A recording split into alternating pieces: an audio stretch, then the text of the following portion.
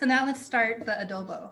Get a heavy Dutch oven if you have one, or a big pot, and put that on the stove. You're gonna wanna put the pot on medium-high heat.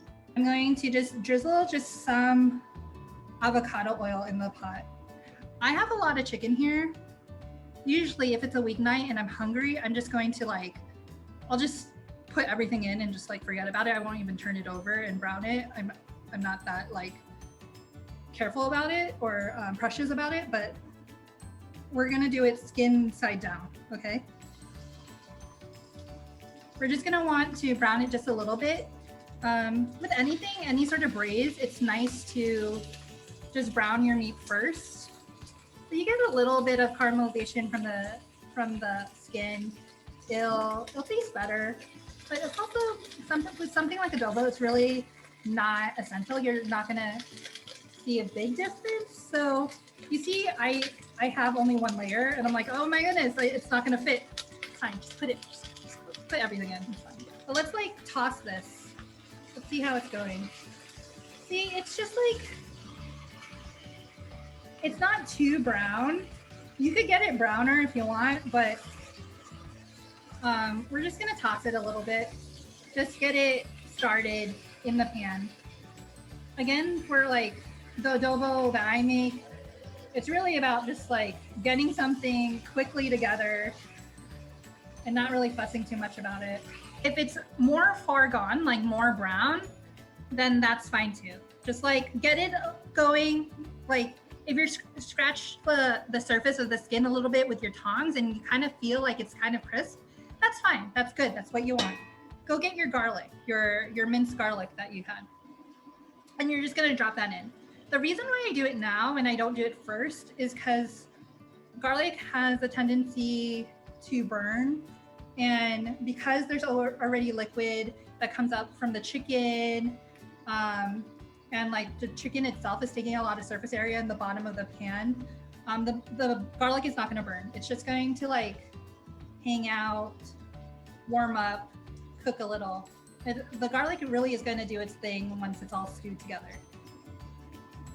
So this is soy sauce and vinegar. I already measured it out. It's, I think what I said was 1 cup vinegar to half a cup of soy sauce. So with that, that is your golden ratio for adobo. If you're gonna leave the class learning anything about Filipino food and how to make adobo, it's really all about the golden ratio for adobo, which is 2 parts vinegar to 1 part soy sauce. That's it. So for this particular recipe, for this amount of chicken that I called for, it's 1 cup of cane vinegar. And I like cane vinegar because it's, as you can kind of tell, it's derived from sugar cane, or not derived from sugar cane, there's sugar cane in it. So as the vinegar cooks down, the sauce itself sweetens a little bit. So that's gonna happen with apple cider vinegar and balsamic vinegar. I prefer cane vinegar because it's a more subtle sweetness.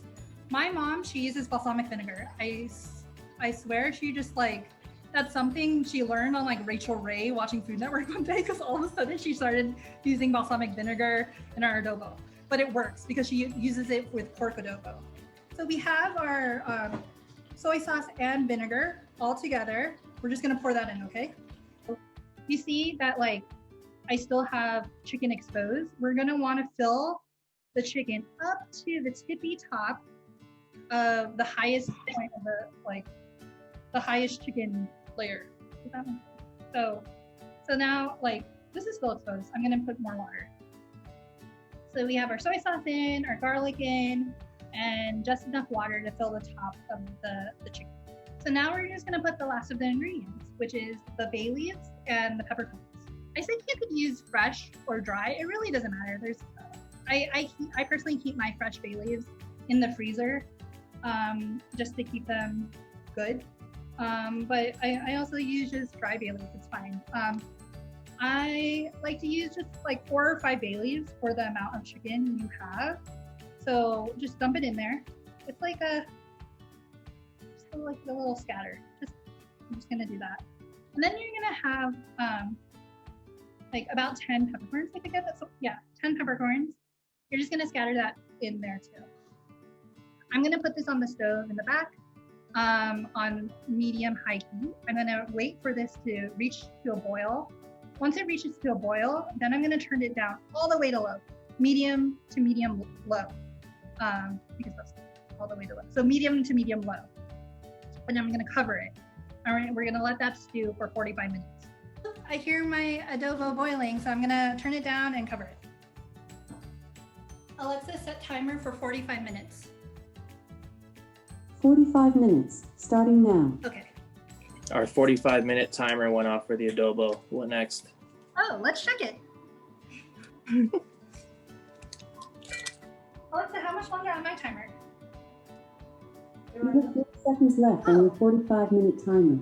So at this point, you'll see that like the chicken of the adobo, it's like starting together. It's still a little bit liquidy.